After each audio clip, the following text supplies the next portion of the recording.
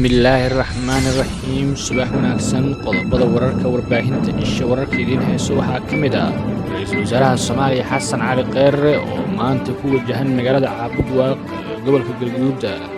Odayaasha dhaqanka beesha Xaaji Saleebaan oo shuruudo adag ku hordhigay Ra'iisul Wasaare Kheyre waxaa looga hadlay kana soo baxay kulankii Kheyre ee la qaatay beesha Sacad. Rasaaseyn ka dhacday Muqdisho iyo ciidamada ammaanka oo toogtay nin hubaysnaa iyo saraakiil ka soo goosatay Somaliland oo soo dhoweyn loogu sameeyay Garowe. Wararka dibadda ee warbaahinta isha wararka idiin haysana waxaa ka mid ah toogasho ka dhacday masjid ku yaala magaalada Paris ee dalka Faransiiska. Waaga daawadayaal, intaas waxay ayaan qaar ka tirsan qodobada wararka warbaahinta isha wararka ugu door karoon. Haddii aad ku cusub tahay saaxiibadeena barta YouTube-ka isha wararka, fadlan subscribe dheh oo rukumo oo guji gambaleelka si wararkii ugu dambeeyay xogo macluumaadyo xasaasi ah markaan soo galina barteen YouTube-ka aad dulba heshid.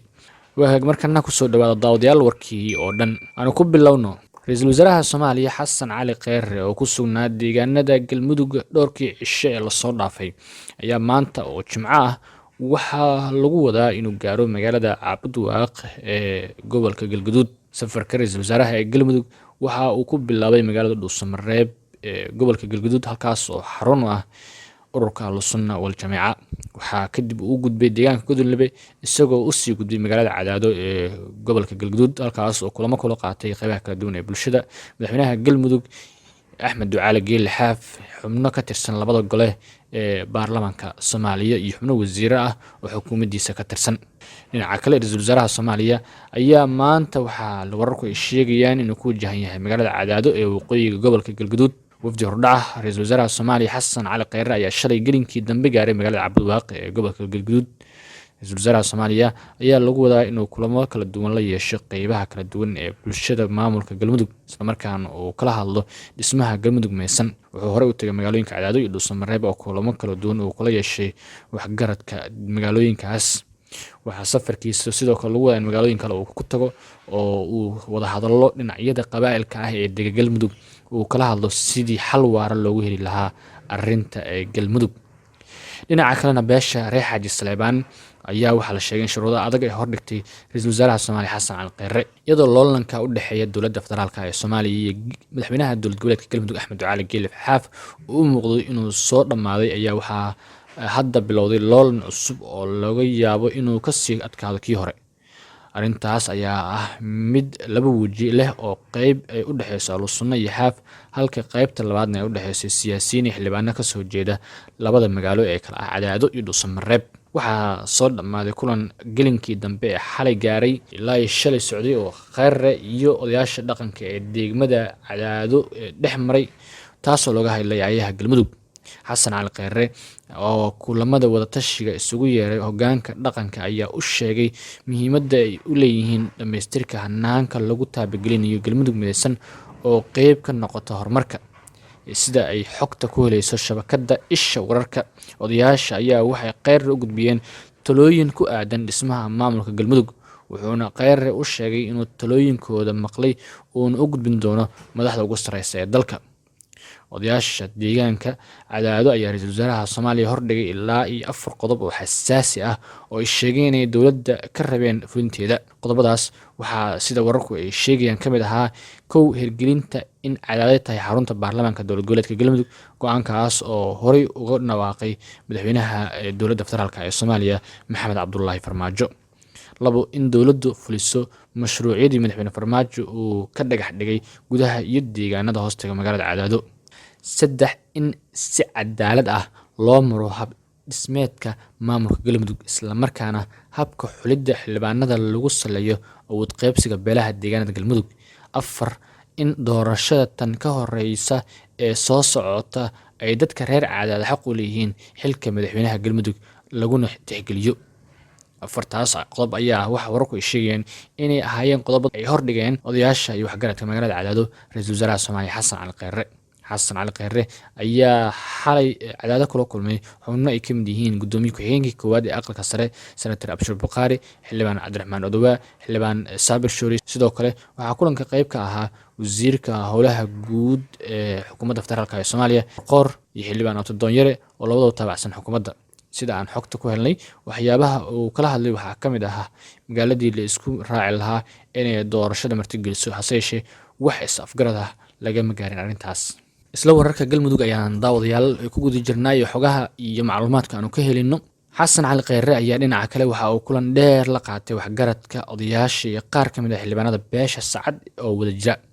kulankan ayaa ka dhacay magaalada Cadaado oo xasan ku sugan yahay. kulankan oo albaabada u xirnaa ayaa waxa uu fursad u siiyay xasan kheyre in uu ku muujiyo awoodiisa dowladeed, isla markaana dhageysto cadowga iyo eed sheegashada beesha sacad ay ka eed sheeganayso dhibaatooyinkii uu isagu horey ugu geystay. hadalka oo ay fureen odayaasha dhaqanka beesha sacad ay guud ahaan uga hadleen xaaladda guud iyo dhibaatooyinka ay sheegeen in dowladda farmaajo ay kala kulmeen. intaas kadib ayaa beesha sacad waxay soo jeedisay 5 qodob oo ay doonayeen in xasan cali kheyre uu jawaab ka bixiyo.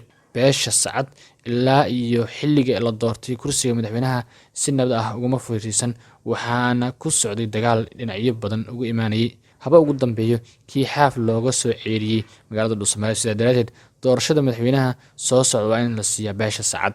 waxaa la weydiiyey kheyre inuu sheego in uu ku taageersan yahay beesha sacad talada ah in iyaga kaliya loo dhaafo hogaanka galmudug. 2 farmaajo adigaba waxaad dhagax dhigteen magaalada Hobyo mashaariic ilaa hadda dhismayaashaasna wax laga hirgeliyay ma jirto, maxaa ka damacsan tihiin mashaariicda Hobyo?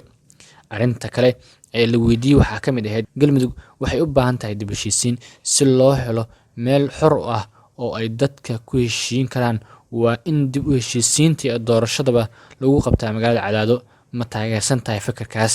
qodobka kale waxa uu ahaa beesha sacad waxaa hortaalo bixinta magdhowga dadkii reer Koonfur Galbeed ee lagu dilay magaalada Gaalkacyo.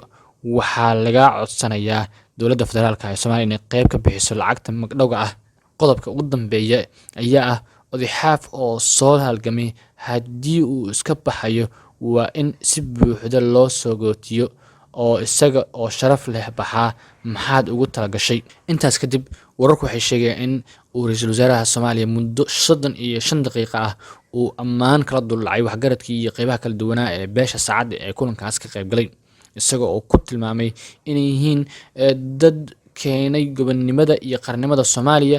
dhinaca kalena waxaa la sheegay in jawaabaha uu bixiyay ay ka mid ahaayeen aan ka bilaabo arrinta magta $50,000 baan aniga shakhsiyan bixinayaa oo aan jeebkayga ka bixinayaa, inta kale idinka iska bixiya. waxa uu ku daray aniga waxaan ahay reer galmudug, dhibka wiilasha sacad geystana aniga xaq baa la igu leeyahay in qaybteeda bixiyo. dhismaha Hobyo iyada oo ay ka muuqato in uu warkaas uusan sax noqon karin ayuu la soo booday. howshaas waa dhammeynay, dhismaha waa bilaabeynaa, wasaaradda howlaha guud ayaan dhowaan bilaabayso. waxa uu intaas ku daray waan aqaan beesha sacad ganacsi bay ku fiican tahay, raggii qalabka dhismaha lahaa la soo baxa mardhow ayaad bilaabaysaan shaqada. reer sacadoo ogaaday in aan godob idin galay, beesha Cumar Maxamuud ayaan idinkaga heliyey oo dekadooda aan fura diiday. Cadaado aniga waan soo dhaweynayaa in shirka Cadaado lagu qabto, laakiin wadatashi ayaan gelinaynaa, laakiin magaalo u qalanta waa tahay Cadaado. arrinta xaaf waxa uu yidhi xaaf waa nin soo halgamay oo oday ah, aadna aan u jeclahay, arrintiisa meel fiican ayay ku dhammaanaysaa. maanta waan wada qaadanaynaa, marka taas waxbaha ka walwalina, aniga iyo isaga waa isfahmi doonaa. doorashada madaxweynaha aniga waan aaminsanahay in beesha sacad hogaanka lagu celiyo. sacad waa dad gob ah, waana talo aan aad ula dhacsanahay, laakiin aan ka wada shaqeyno si beesha sacad loo soo doorto mar kale. hase yeeshee waxaa la sheegaya in kulamada weli aan loo saldhigin oo ay hogaanka ugu sareeya dalka gaar ahaan safarka ra'iisul wasaaraha ee uu ku tagay galmudug uu kulamo kale la qaadan doono qabaa'ilka ee dega ee galmudug, isagoo maanta kulamo la qaadan doono waxgaradka iyo qaybaha kala duwan ee beesha Mareexaan ee degta magaalada Cabdiwaaq ee gobolka Galgaduud.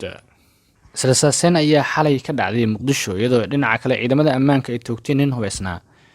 ciidamada booliiska ee degmada Boondere ee gobolka Banaadir ayaa xalay 7 fiidnimo waxa ay toogteen ruux la sheegay inuu ka tirsan yahay Al-Shabaab kaas oo bastood ku heesnaa. Taliye-ku-xigeenka ciidanka booliiska Soomaaliya Jeneraal Sakiye Xuseen Axmed ayaa sheegtay ruuxa la toogtay inuu doonayay inuu dilo askari ka tirsan ciidamada booliiska balse isagii la dilay. israsaaseynta dad shacab ah waxba kuma soo gaarin marka laga reebo ruuxaasi hubeysan ee ciidanka ay dileen. waxaa sidaas u sheegtay taliye Sakiya. ciidamada ammaanka ee Soomaaliya ayaa muddooyinkii u dambeeyay adkeeyay ammaanka caasimadda iyagoo wadooyin dheeraad ah dhigay askarta si uu u feejignaadaan isla markaana ay u hortagaan falalka amni darri ee kooxda Al-Shabaab mararka qaar ay ka fuliso Muqdisho. inkastoo muddooyinkii ugu dambeeyay ay yiraahdeen weeraradii iyo dilalka qorsheysnaa ee shabaabku ay ka geysan jireen Muqdisho. halka warkaas daawadayaal uu idinkaga imaanayo waa warbaahinta isha wararka. markana wararka dibadda. toogasho ayaa la sheegay inay ka dhacday masjid ku yaala magaalada Paris ee Faransiiska. 2 qof ayaa lagu toogtay banaanka masjid ku yaal Brexit oo ku taal galbeedka Faransiiska sida ay xaqiijiyeen booliiska. xeer ilaaliyaha guud ee Brexit Jean Philippe ayaa sheegay in nin hubeysan uu rasaas ku furay dad ka soo baxay masjid ku yaal magaaladan oo daris la ah Bontenzen, taasoo keentay inay dhaawacmaan ilaa 2 qof. Jean Philippe ayaa Reuters u sheegay inaysan weli kala cadeyn in toogashadan ay tahay mid ku saleysan arrimo diimeed iyo inay jiraan waxyaabo kale oo sababay. telefishinka France 3 ayaa baahiyay inuu baxsaday ninka rasaasta ku furay dadka ka soo baxay masjidka. warkii oo daawadayaal xilligan kaga imaanay warbaahinta isha wararka waa naga intaa.